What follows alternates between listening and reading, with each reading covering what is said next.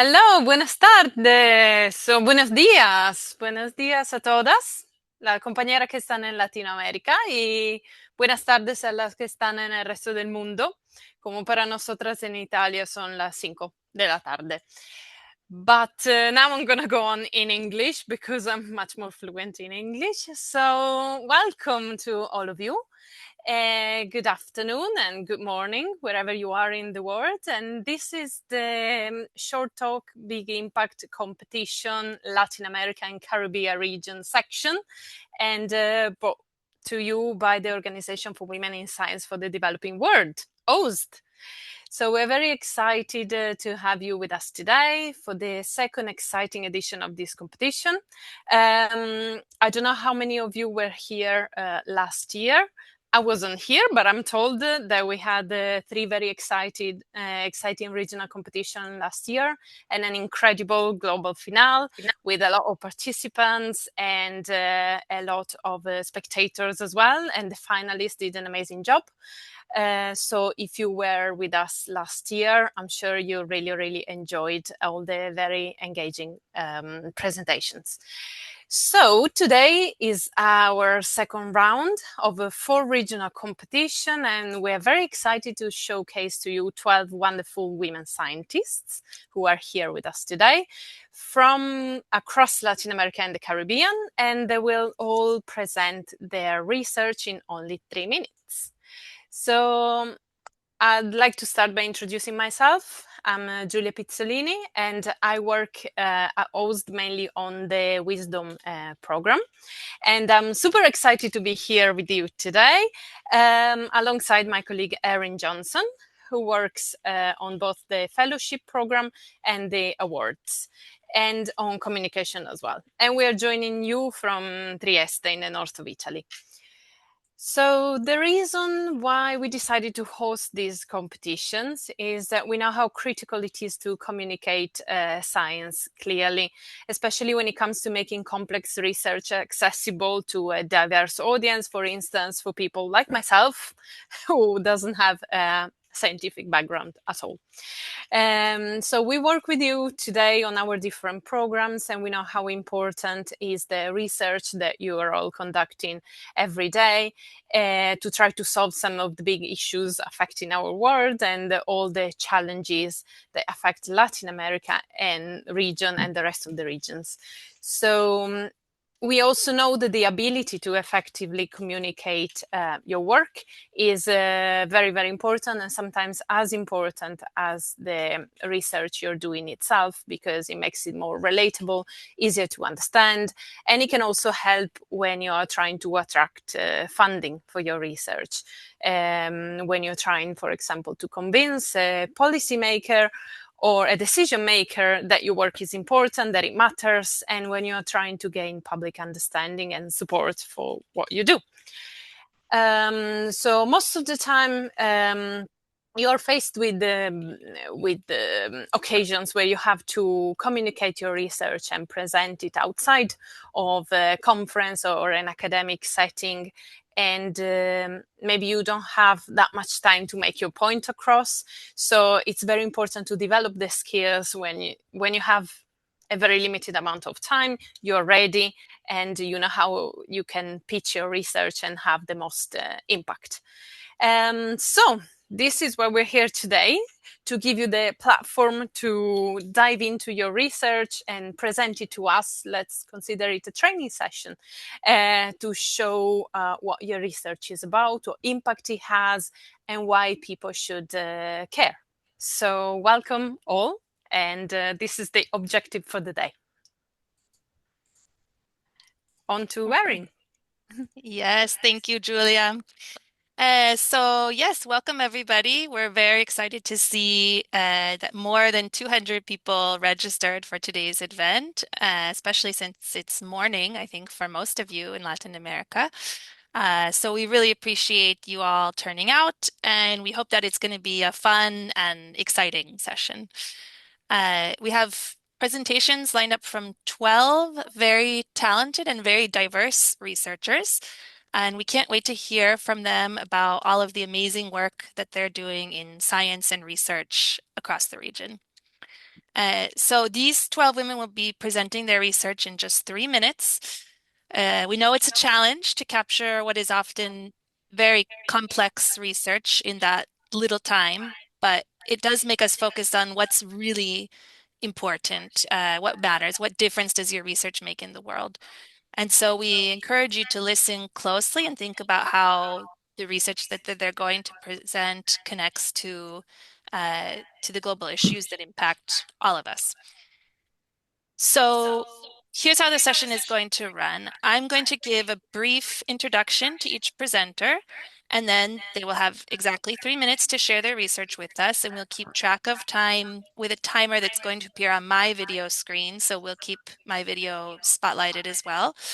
But to the presenters, don't try to worry too much about the time. Just focus on, what you're saying. Uh, After all of the presentations, the audience is going to have the chance to vote for your favorite presentation based on how well you think they communicated the potential impact of their research. And we'll use a poll that will be integrated here in the webinar. So you should see that open when the time comes, and you'll only vote for one presentation. We're excited to tell you that the top three winners of the global finale competition are going to be supported to attend a scientific conference of their choice. And all finalists who take part in the global finale will be invited to submit proposals for science communications projects according to their vision.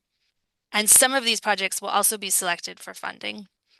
So today, the top two winners of today's competition are going to move on to that global finale. So we strongly suggest for you to take notes of the presentations that you like the most because there will be no voting in real time, but only at the end. And so you need to remember the names and of the person whose presentation you like the best. But we'll also bring them all back up on the screen as a reminder before we go into the voting. So I hope that everything is clear, and we will go ahead and get started with the presentations. And our lucky first presenter is Ana Rufina Herrera Soto from Guatemala. Let me bring her on screen.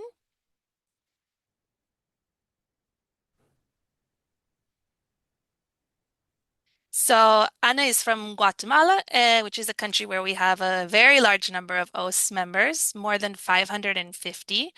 And it's one of our largest and most active national chapters. And I'm sure there are many of you out there from Guatemala today. So thank you for joining us.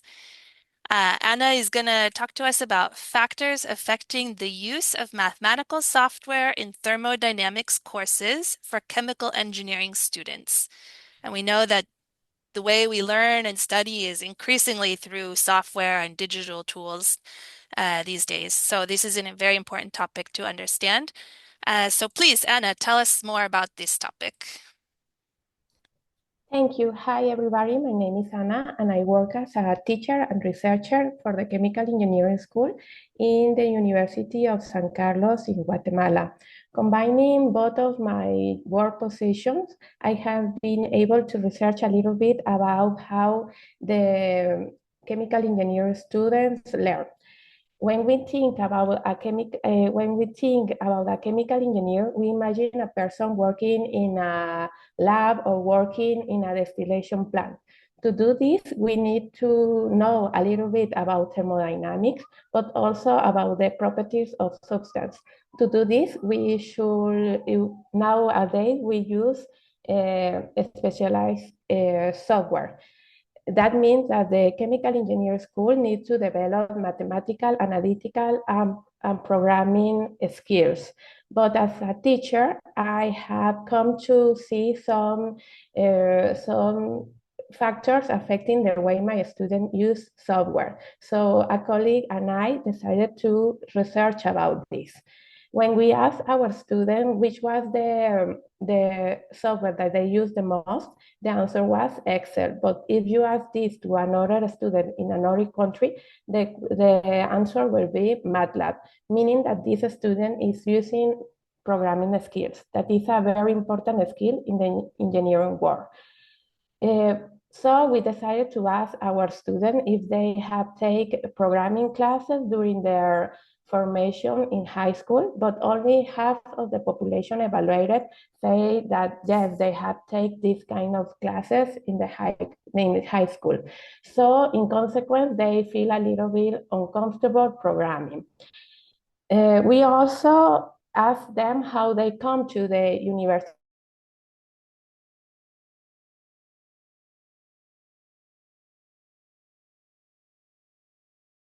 And according to them, this is a limitation to bring their own computer to the university. So that is because Guatemala doesn't have the best public transportation system in the world. We also saw that luckily there was no difference between the female student and the male student when feeling comfortable using software. So this should highlight the necessity to create programming classes for our students, but also the creation of computational labs. Thank you for your attention.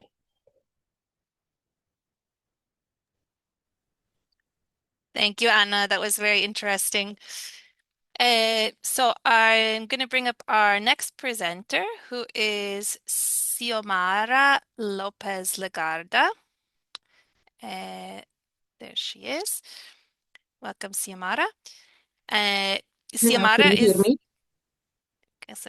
um, you're from Colombia, which is another very important country for OWSD in Latin America, and was recently host to our big 7th General Assembly and International Conference. I hope that at least some of you watching got to attend that. It was really a special, inspiring event. And Xiomara is going to talk to us today about From Fungi to Function, biotechnological polysaccharides for human health. And we know that mushrooms and fungi are one of those things where it seems like we're just scratching the surface of what we know about them and their potential. So I'm excited to hear more about your research. So please, the floor is yours. Okay. Primero quiero saludar a mis colegas colombianos y latinoamericanos. Hello, my name is Xiomara. I am Colombian. I am industrial and environmental microbiologist with a master's degree in biotechnology and PhD in pharmaceutical and food sciences. For the past 15 years, I have explored the extraordinary potential of fungi. My work has focused on understanding how edible and medicinal mushrooms can move from traditional food sources to scientifically validated tools for human health. When many people think on mushroom, they think on food, but when I look at them, I see biofactories. Here, I would show you three basiocarps of different kind of mushrooms. This is Ganoderma, this is Pleurotus, and this is a lion's mane. Their scientific names is Erythromeraceus. Behind their simple appearance lies a complex biochemical world. These fungi produce bioactive metabolites, particularly polysaccharides, such as beta-glucans, which have demonstrated anti-cancer, immunomodulatory, and immunostimulant properties in multiple scientific studies. These compounds are natural and they interact with our immune system, helping us regulate and strengthen it. What makes this even more powerful is that these metabolites can be obtained not only through extracts or nutraceutical formulations like this, I have these kind of different types of formulation of fungi, but also through functional foods, meals based on mushroom that nourish while supporting health. As a scientist, I have dedicated my career to studying these biotechnology polysaccharides, characterizing their structure, understanding the biological activity, and translating this knowledge into practical applications. Through the Biopolymer Research Group in Colombia and the University of Antioquia and Colombian Mycology Association, I have worked to bridge the gap between laboratory research and the society. I think that in STEM fields, women continue to face structural barriers because if women need to lead in innovating research like this, for example, in my case, like fungi. I think we have to impact the world with our scientific knowledge. Thank you.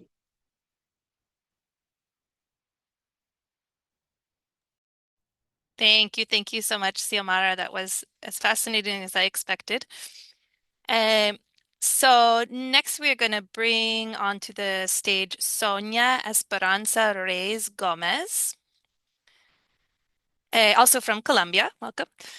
And Sonia is going to talk to us about sustainable fire safety, the performance of halogen-free alternatives in rubber and PVC compounds. And of course, fire safety is something that's relevant to all of us, no matter where you live in the world. So please, Sonia, the floor is yours. Okay, thank you. Hola a todas. Greetings to my brilliant colleagues and everyone joining us today. I'm a chemical engineer and a senior consultant and research at the Instituto de Capacitación e Investigación del Plástico y del Caucho. And my talk is about materials that surround us, the plastics and rubbers. Think about the insulation in our buildings, the components in our cars, the soles of our shoes. To make them safe from fire, the industry has traditionally relied on chemical shields called chlorinated paraffins. As a material scientist, I see them differently because they are, in reality, persistent organic pollutants. They keep us safe from flames, but they threaten our environmentals for decades. So at the Institute, we work directly with some companies in the plastic and rubber sector in Colombia. We launched 3 pilot projects between the companies and with the support of the United Nations Development Program to face this paradox. Our mission was to find safer substitutes that meet industrial requirements without any loss of fire resistance and performance, and demonstrating that industrial high performance and the environmental responsibility are not mutually exclusive, but mutually reinforcing. So the replacing of these chemicals isn't just a simple plug and play task. It's really the challenge is literal arrays of kinetics. When you create a foam for the industry, you are trying to balance 2 opposite forces: the gas that wants to expand the material and the vulcanization that wants to solidify it. So it's difficult it's a compromise to move these properties to obtain a good material that works well at commercial level. So I think that the most significant material we transformed wasn't just the rubber and plastics, it was the relationship between society and science. This project allows me as a woman in science to bridge the gap between a microscopic reaction in the lab and a national industrial policy.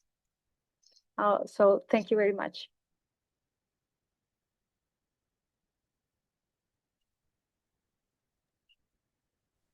Thank you so much, Sonia. I had no idea that those chemicals we are using for fire or fire retardation are so bad for the environment. So we learn a lot. Okay, I would like to welcome next Andrea Franjuo Sanchez from the Dominican Republic. Andrea is our only participant today from the Caribbean, so we're very glad to see you here. And we're very glad in general to see a lot of growing participation in OWSD from the Caribbean region. We've had new national chapters just in the last few years in both the Dominican Republic and Haiti also. So welcome, Andrea. Andrea is going to talk to us about, I think it's PhET or PHET, you'll have to tell us, PhET simulations to close gender gaps in science toward quality education in developing countries. And we know that this is an important topic because there's been a lot of progress made towards closing the gender gap in science in many countries, but we still have a long way to go for sure. And of course, it's something that's of deep, deep interest to us here at OWSD. So please, Andrea, tell us about that. Thank you very much. Imagine in rural areas of Saharan Africa and Southwest Asia, or as well in parts of Latin America and the Caribbean. Fewer than 5% of girls who complete secondary education aspire to pursue a career in engineering.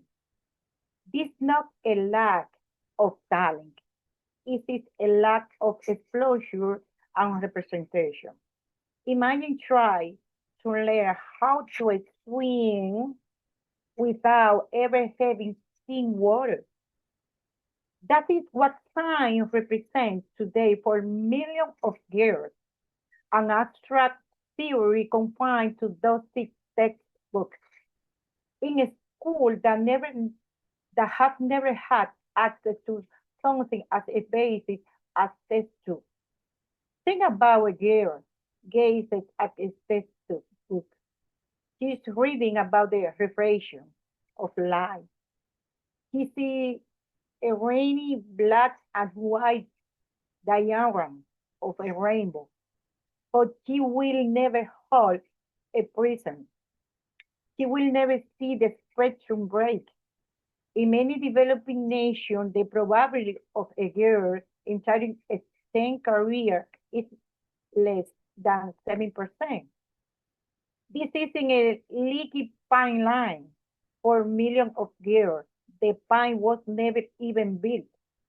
We are not just losing scientists. We are losing the unique perspective of half the world's population in solving our most urgent global challenges. The barrier isn't just cultural, it isn't physical. Traditional science education relies on the lab, a room filled with expensive glassware, volatile chemicals, and rigid schedules. Resort-constrained schools, these elite spaces are often get kept in advertising favoring boys who are encouraged to be hands-on, while girls are relegated to no talking. When the equipment is too expensive to break, the message to girls is clear. Don't touch, just watch. The interactive simulation transforms the abstract into the touches. Development of CPU border, the simulation allows a student to remote on a experiment or a garbage, a smartphone, or an offline tablet. No chemical to buy, no glassware to charge. We democratize the Eureka moment. It moved the lab from a locked cupboard into the palm of a girl's hand.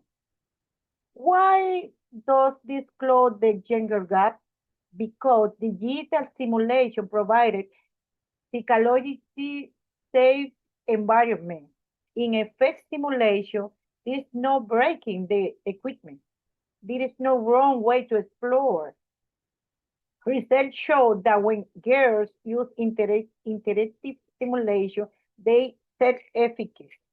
This belief in their own abilities to successful. Andre, I'm sorry, but I think we have to cut you off because we're quite a bit over the 3 minute timer, just to be fair to everybody. But I think that we still got the spirit of your research definitely in the 3 minutes, and I liked a lot the analogy of imagine swimming without seeing water. That really brings to life how difficult it can be for girls in some of these countries. So thank you very much. Thank you. So let's next welcome Alejandra Morales Merida from Guatemala, who is going to talk to us today about thermal ecology and coastal community resilience toward climate smart management of marine turtle nesting in Guatemala. And of course, we know that our world and our oceans are changing and that's affecting all species. And it's important to understand how we might be able to help habitats and species adapt. So please, Alejandra, tell us about that. Thank you. Okay, so imagine a beach at night. Moonlight reflects the sand. A sea turtle crawls ashore, digs a nest, lays around 100 eggs, covers them, then returns to the ocean. What happens next depends entirely on factors she cannot control. In marine turtles, temperature determines almost everything. It controls how long the eggs will incubate, crucially, the sex of the hatchlings, among others. This process, the temperature-dependent sex determination, or TSD, means that warmer nests will mostly produce females, while cooler nests will mostly produce males. Understanding TSD is essential for predicting the effects of climate change because even small increases in temperature will strongly bias sex ratios and affect future population viability. Now here's the challenge. In Guatemala, Guatemala is probably the only country in the world with nesting female turtles, but with no nesting in natural conditions. Egg commercialization is legal, provided that 20% of each clutch is donated to a hatchery for conservation. As a result, virtually all protected eggs are relocated to shaded areas near coastal communities, where eggs will be incubated under similar environmental and management conditions. This system has operated for nearly 5 decades and has made local communities the front line of conservation. This is probably one of the most remarkable grassroots conservation efforts I've ever seen.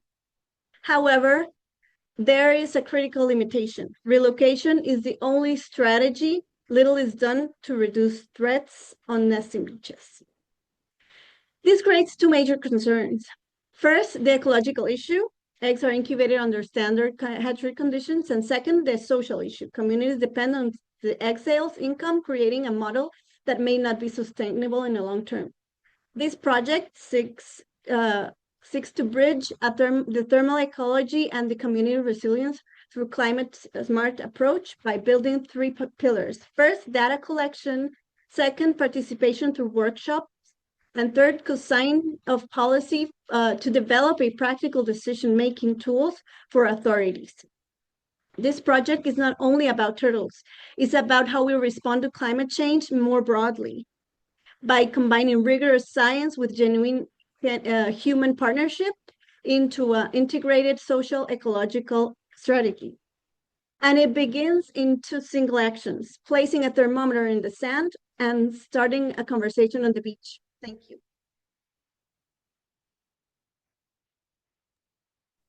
Thank you so much, Alejandra. I think it's really cool that the communities are so involved in that effort. So I wish you lots of luck with your research and with that project. Next, I would like to welcome Berta Cecilia Garcia Cienfuegos from Peru, who is going to talk to us about typification of gender approach in the integrated water resources management. And I think that there's a growing awareness that men and women don't access or use water resources in the same ways. And so having a gender-sensitive approach to water management is certainly very important and very interesting. So Berta, please tell us about that. Exactly. Thank you very much, Erin. Dear directives and colleagues, it's an honor for me participation in this competition and my investigation, typification on the gender approach in the integrated water resource management. Why sustainable goals is based? I based in SDG 5, gender equality, and SDG 6, clean water and sanitation. Because SDG 6 is a backbone of all SDG. And interaction goals 5 and goals 6 because as vulnerability to access to water access on women and girls. Berta, What is sorry, the situation? just to interrupt you for a second. I think because you have your background blurred, your camera blurred, we can't see the image. So I don't know if you want to turn off maybe the blurring of your camera so we can see it. I'll add a few seconds to your timer, don't worry. Excuse me. No What is the problem. situation in the world? No? In the world, 308 million of women live in aimed water stress. No? What are the objectives of the research? The objective of the research is que I approach on my statement in the design of integrated water resource management in police. No? What methodology I use, I was based on plans or project and integrated water management systems results of the national water resource management. The analysis design qualitative participation, review research, and open access, and consult interweek water resources, both male and female, in rural and water regions. What are the results? In the Sanitation Service Administrative Board, it was determined that the 66% male and female. In agriculture, from 125 water use boards, only 32% of women, and only 10% of the management position are occupied by women. Although in the Cusco region and in initiatives is being promoted projects with women, water sowing and harvesting and water monitoring. There is a gender gap related to ADGC. Finally, I present to Mama Mikai. Mama Mikai, she was the first Peruvian Inca to develop an hydraulic system in the Tehuantinsuyo. Thank you very much.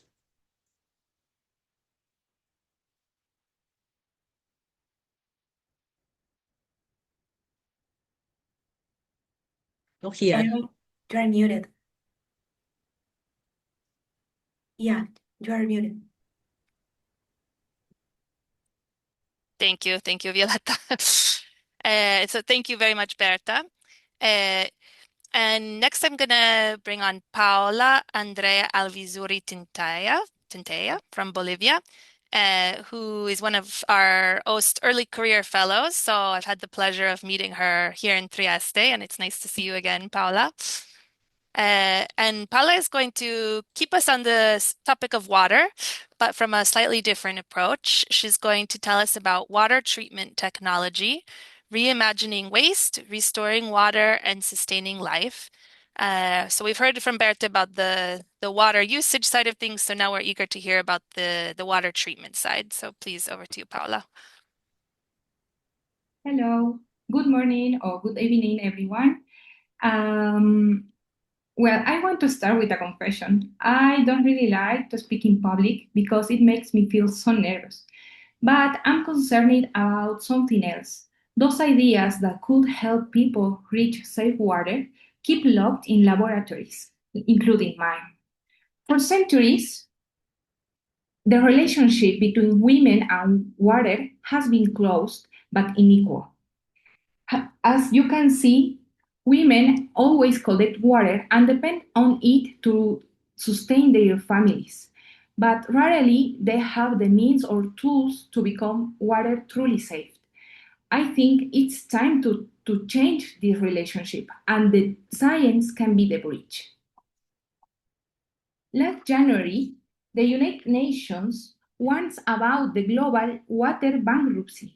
Contaminations, overuse, and also climate pressures are pushing water systems to their limits. So this is a fact. It's now or never. We need to find innovative, cost-effective, and also sustainable solutions to protect water. My research focused on the developed an ultrafiltration membrane in order to restore water quality. But what is a membrane? A membrane is a physical barrier that allows pass water but keeps contaminants apart. even the smallest ones. Anyway, this technology is too expensive, so there is not affordable for vulnerable communities to have access to this kind of membranes. So my work and my challenge is transform this polymer into these membranes of ultrafiltration. In other words, I'm going to use waste of plastic and become them into sustainable technology for water treatment. You know, this is me in the past, and this is me in the lab now. Always was about water, but I like to redefine the meaning of a barrier, because in the past, barrier keeps women a part of science, but now a membrane fabricated by a woman can change the things. And we could protect water. Thank you very much.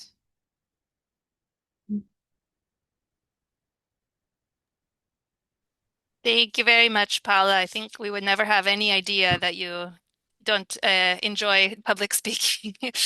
And I really liked the association of the barrier to women and the membrane. That's brings it really full circle. So next I will invite Ana Sandra Aguilar de Mendoza from El Salvador. And she's going to talk to us today about positive parenting in rural El Salvador. And I think there's been a big shift in many cultures towards this more positive parenting approach. But I guess, at least in my limited experience, it seems like it's something that's talked about more in urban centers. So I'm curious to hear about it in the context of rural areas and how that might be different. So please, Anna, the floor is yours. Good morning, everyone. My name is Ana Sandra Aguilar de Mendoza. I work as a mental health researcher in Universidad Tecnológica de El Salvador. And today we are going to talk about positive parenting in rural areas.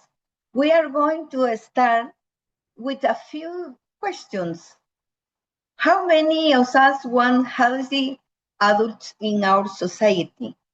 How many actions have we taken to build a social environment that welcomes adolescents with values or principles? And how much do we, as parents, do to help our teenager children become physically and mentally healthy adults? Our research focuses on adolescent development from the parents' perspective. We examine the skilled parents have to give their children toward healthy mental adulthood.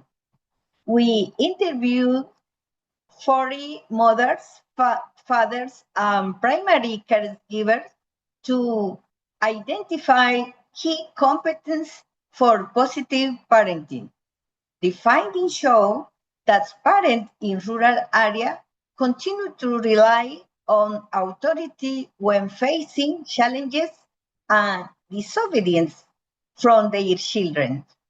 They understand that punishment can have a negative effects in adulthood, and they recognize the need for a change in mindset to practice more effective parenting.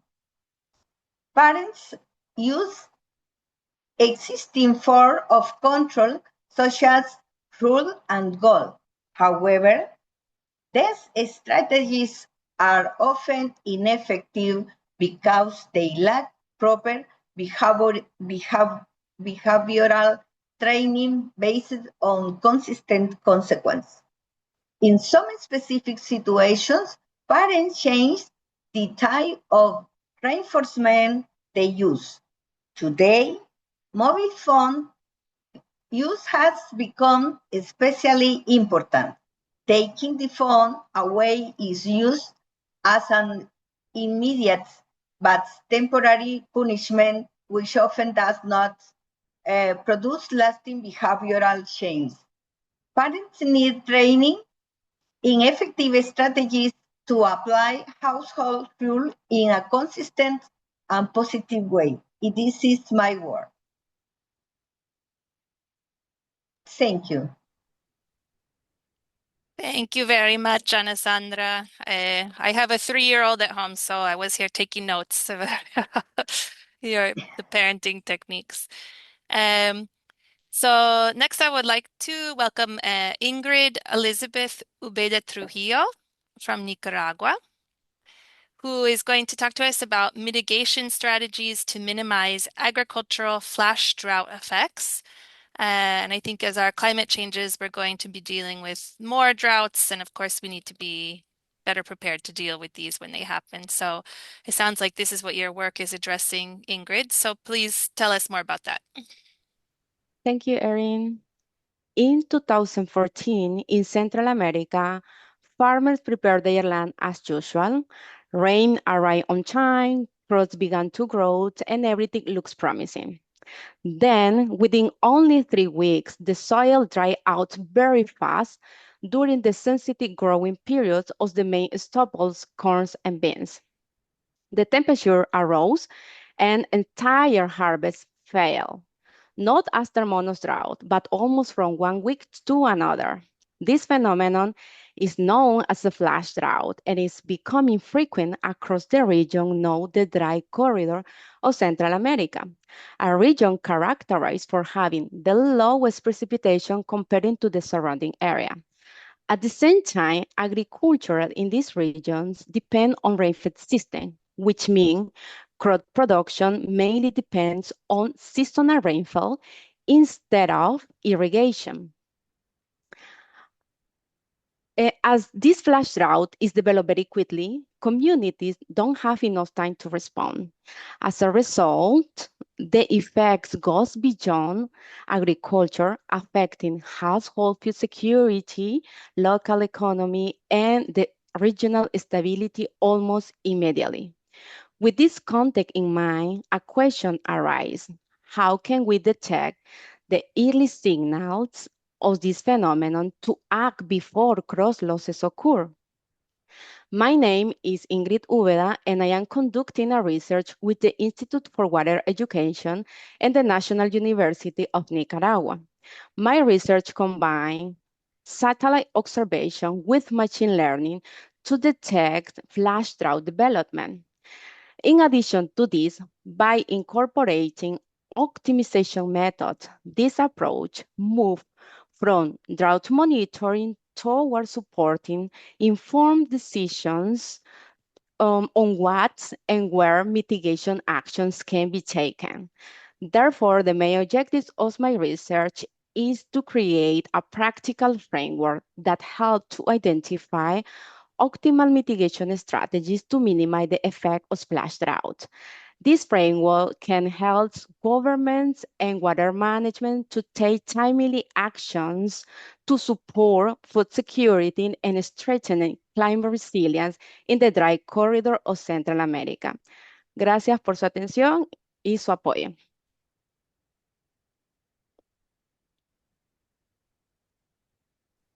Thank you very much, Ingrid. I think it's very clear how useful your research can be if you're successful with it. So I wish you lots of luck.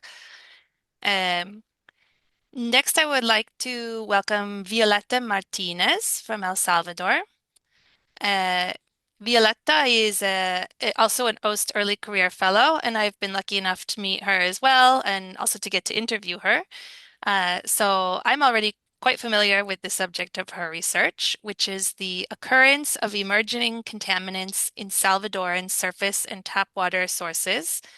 And I have to say that I found it very fascinating to learn about. So I hope that you all do as well. So please, Violeta, over to you. Thank you. This is Violeta Martinez from UCA, El Salvador. So imagine this. You pour yourself a glass of water, clear, cold, refreshing. You drink it without hesitation because why wouldn't you trust something so simple, so essential, so harmless? But what if inside of that same glass of water there are tiny chemicals you can't see, smell, or taste? Chemicals originating from pesticides, pharmaceuticals, personal care products, and everyday items we rarely question. Well, this is not a distant problem. About a century ago, developed countries began asking a question that should unsettle all of us. Is our drinking water truly clean? And the answer was sobering. They discovered tiny, persistent pollutants that can resist all the traditional water treatments. Today, we know that these chemicals pose real risks to human health, disrupt biological processes, and threaten ecosystems. And yet, they remain largely unmonitored in many parts of the world. In 2023, in my country, El Salvador, I started to ask the same question. And now, thanks to the OWSD Early Career Fellowship, I have the tools to answer it through international scientific collaboration. My research focuses in two main water sources, drinking water and the Lempa River, which is the lifeline of my country. Working with the UCA in El Salvador, the University of Arizona in the US, and the Chemical Institute of Sarriá in Spain, we have uncovered significant concentrations of pharmaceuticals, pesticides, and artificial sweeteners. These chemicals were never meant to be part of our water cycles, yet they are there quietly circulating through our environment and our bodies. But identifying the problem is just the beginning. The real challenge is how do we remove these contaminants from water? So that's where my research also comes in. I'm working to understand how light can be used to remove these contaminants from water. To do that, I'm using the principles of chemical reaction engineering and transport phenomena, building technology that is able to remove these contaminants. My goal is to create a database to help guide water management in my country and also to serve as a model for other countries that are facing the similar issues. Because clean water should never be a privilege. It shouldn't depend on geography, infrastructure, or luck. It should be a guarantee. Thank you very much.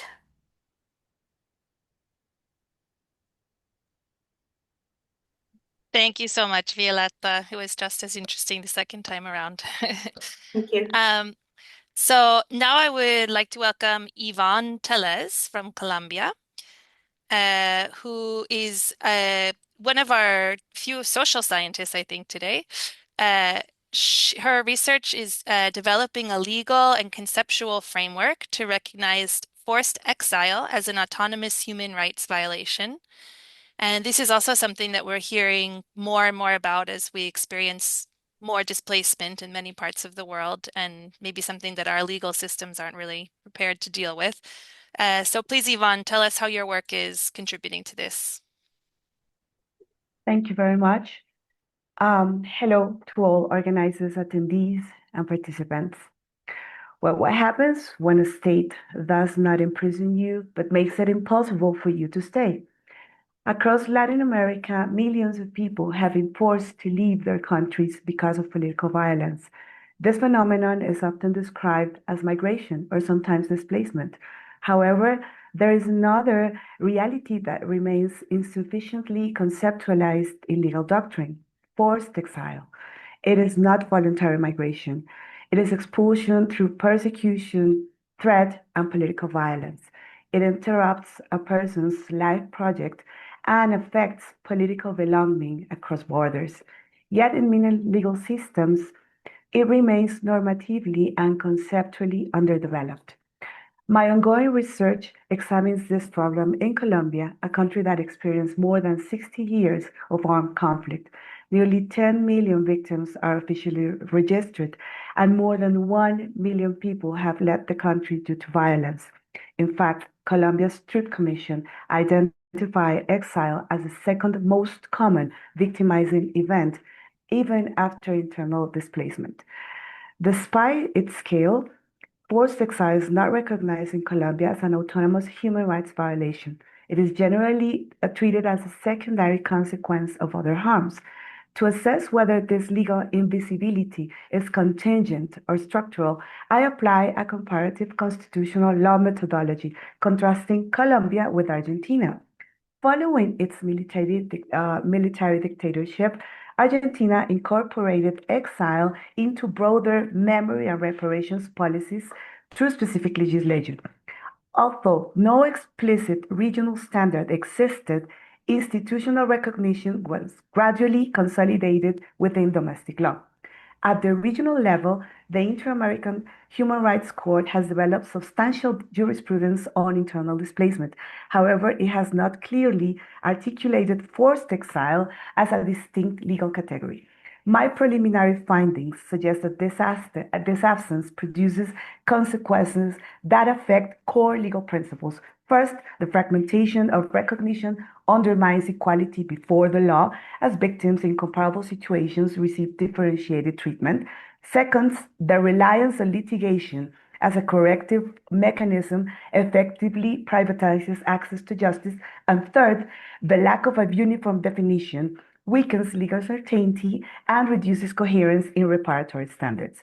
My research seeks to contribute to this doctrinal clarification within the inter-American context. Thank you very much.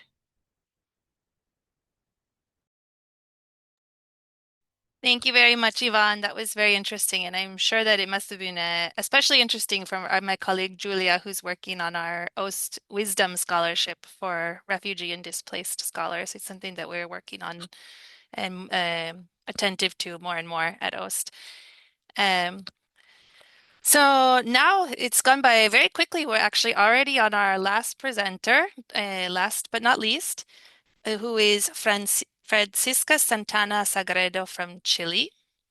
And she's going to be talking to us today about camelids from the past and present, sustaining the tradition of camelid husbandry in the Atacama Desert. And I have to admit, Francisca, that I honestly learned today when searching what camelids means that llamas and alpacas are part of the camel family. I did not know that. But of course, those animals are iconic of Chile and South America in general. So I'm very curious to hear about your research. Over to you. Well, thank you very much. Good afternoon, good evening. I would like to invite you to imagine how the landscape of South America was before colonial times. What are your first thoughts? Are there any cows, goats, sheep, pigs? Well, let me tell you that none of these animals were present in this continent before the 16th century.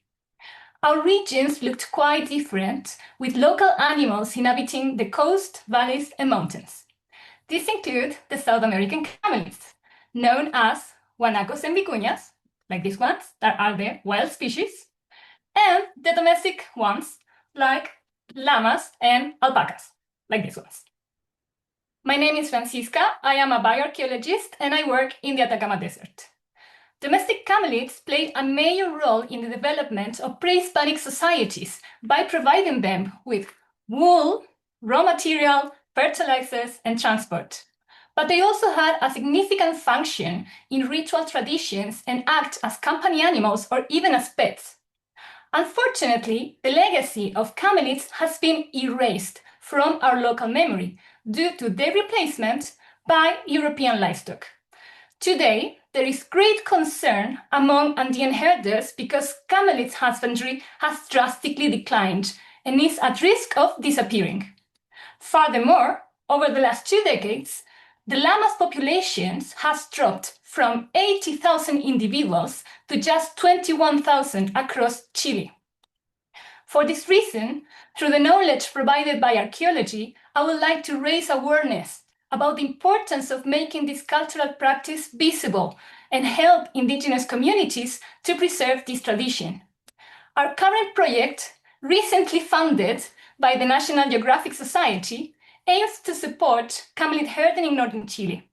Following an inter- and transdisciplinary approach, we intend to sustain camelid husbandry considering the archaeological evidence, but also ethnography, paleoenvironmental reconstruction, ecophysiology, sustainable aspects, adaptation to climate change, and of course, the traditional knowledge of the indigenous communities. We will engage with the local communities to share the findings and foster dialogue. In addition, we will collaborate with regional policymakers to support future public policies that will protect and promote camelid herding.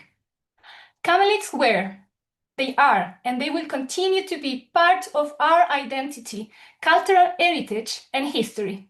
Thank you.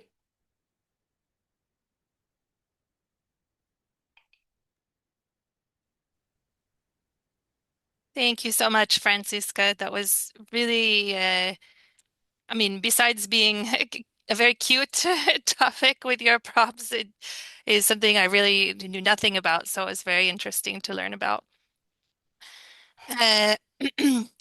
Now I would invite back Giulia Pizzolini to the stage. Yes, very exciting. So, well done, everyone. So now now we've heard all the 12 presentations, and it's time for you to cast the votes. So we hope you made your notes, you listened carefully, and you're ready. So we're going to open the poll for about 1 minute and a half. Take a moment to review the presentations in your head and vote for the presenter that you believe has communicated the research more effectively and has showed the best potential for global impact. But before we do, we are going to bring up all the presenter in the spotlight so you remember everybody's faces and everybody's topics, so you can choose easily who you want to vote for. Okay. So yeah, we're going to keep the voting open for 1.5 minutes. So get your vote in quite quickly. And don't forget that we are going to proclaim the winners. And the top 3 presenters who get the most votes will move forward to the grand finale. That will be in 2 weeks' time, I think. So your vote is very important. It really matters to decide who's going to represent Latin America and the Caribbean in the grand finale with the other OWSD region. So shall we bring up everybody then? Let's do it. Yes. Okay. So first was Anna. Oops, sorry. So everybody's saying that the poll is not open yet. That's why you can't see it. We're first just going to quickly review all the presenters so you can remember their names and their topic. So first was Ana Rufina Herrera Soto, who talked to us about using mathematical software in thermodynamics courses for chemical engineering students. Okay. Then we had Xiomara. Is Xiomara? I don't see her. Yeah, she's already there. Oh, she's already there. Thanks. Sorry. Xiomara, who talked to us about the functional properties of mushrooms for human health. And then we have Sonia Esperanza Reis Gomez, who talked to us about different alternatives, different material alternatives, more sustainable materials for fire safety. Then we have Andrea Franjul Sanchez, or Franjul probably, who talked to us about using these PhET simulations in science education in countries where they might not be able to access labs so easily in order to close the gender gap. Then we have Alejandra. Oh, yep. Then we have Alejandra Morales Merida, who talked to us about climate smart management of marine turtle nesting in Guatemala. And Berta Garcia, who talked to us about the integrating gender into water management. Hello. Hello.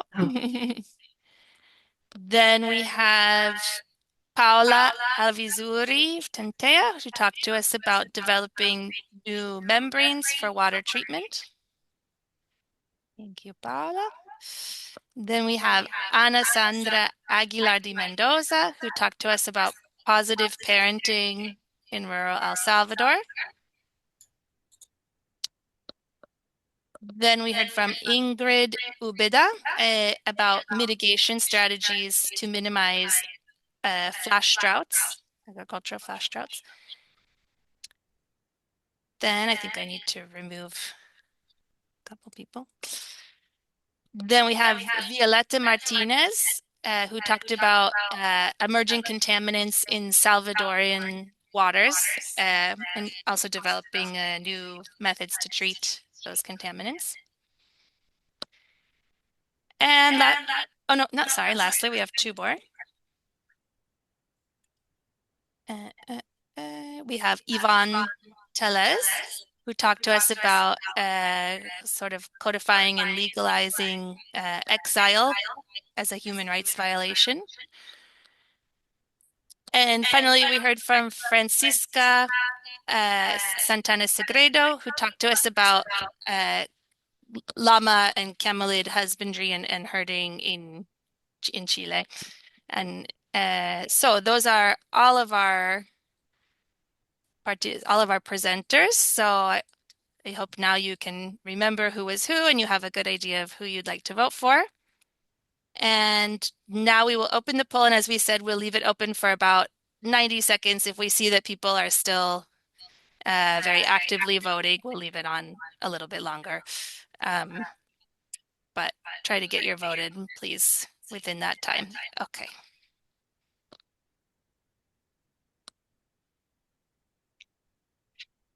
Okay, you should now see the poll.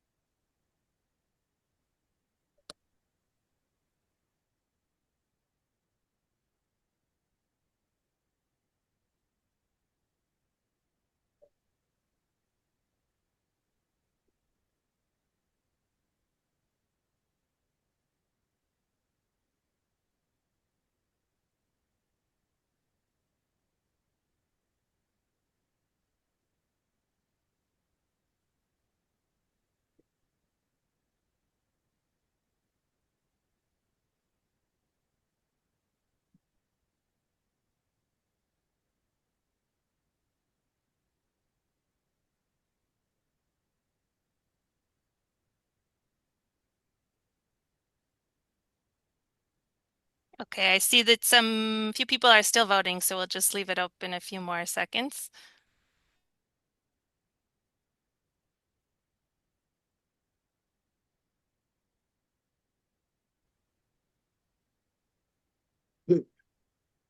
A lot of cheering going on in the chat as well. Everybody waving their flags.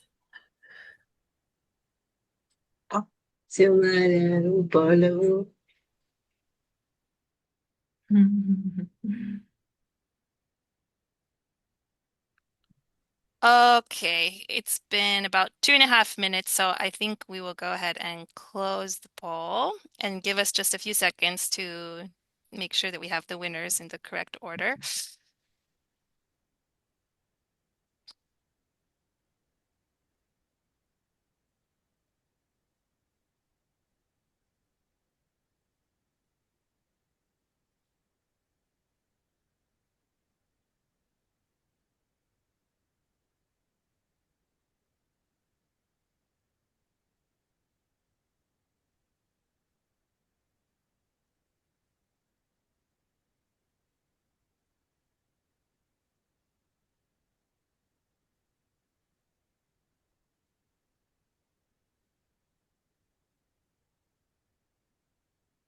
Okay. Okay, so we have the results ready. So Yeah, wow, what an incredible showcase today of research and obviously a lot of passion for your research. We heard from everything about everything from mushrooms to parenting to llamas, like really a very diverse array of different research. And I think that every presenter today demonstrated how science can really make a difference in our world. So after careful voting from the audience, I'm happy to announce the top 5 winners. And remember that the top 2 will be advancing to the global finale in March. So in 5th place, we have Xiomara Lopez Legarda. Where is she? There she is. Congratulations, Xiomara.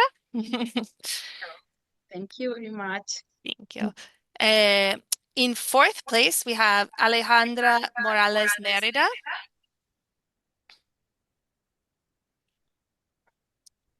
Congratulations.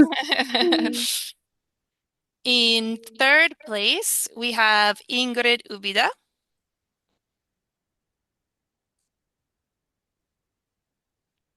Congratulations, Ingrid. And then for our top 2 winners who will be going on to the global finale, in 2nd place, we have Violetta Martinez.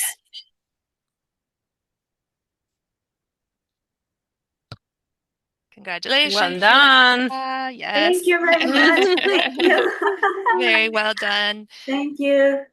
And in 1st place, we have another OST Early Career Fellow, Paola Alvizuri from Bolivia. Wow. Thank you very much. Very good job. So yeah, big congratulations, a big round of applause to all of our presenters. I know also for some of you, you were presenting in not your native or even maybe second language, and that's very, very difficult. So really thank you to everyone for coming and sharing with us today. And thank you also to our audience for being part of our very engaged and supportive community. You've made really today's session also very special. And I'll hand it back to Julia just to say a couple of closing words. Yeah, thank you very much and well done, everybody. It was great to listen to you and to the wide variety of topics that we covered this afternoon. And well done for your presentation, your passion, the commitment you have to the work you do. It really, really came through very well. So I'm very happy that I was here with Erin today and with all of you. Yeah, and you really showed us how much different aspects of science really matter for our world and our life on this planet, and how it's important to communicate it properly and leave a mark and have even this, cheering public supporting you inside and outside there in the world. So thank you very much. We look forward to see you at the grand finale that I think Erin will tell us about. Yes, thank you. So yes, we have the global finale is going to be on March 11th. It's also a Wednesday. It will be a little bit earlier in the morning for you, 2 hours earlier than we started today. So hopefully early, but not too early for you to join us. And then next week, if you'd like to watch the other regional competitions, we have both the Asia and Arab region sessions on Tuesday and Wednesday. So if you're an OST member or you're subscribed to the OST mailing list, you should receive notifications of those in your inbox. And yeah, we hope to see you for one or all of those upcoming events. So thank you, everybody. Thank you to all the participants and to the audience for joining us today. I think it was a really fun and enlightening and inspiring session. Thank you very much. Thank you. Bye-bye. Thank you very Bye. much. Bye Thank bye. you. Bye. Thank you. Bye. Thank you. Bye. Bye. Thank you. Nice to meet you.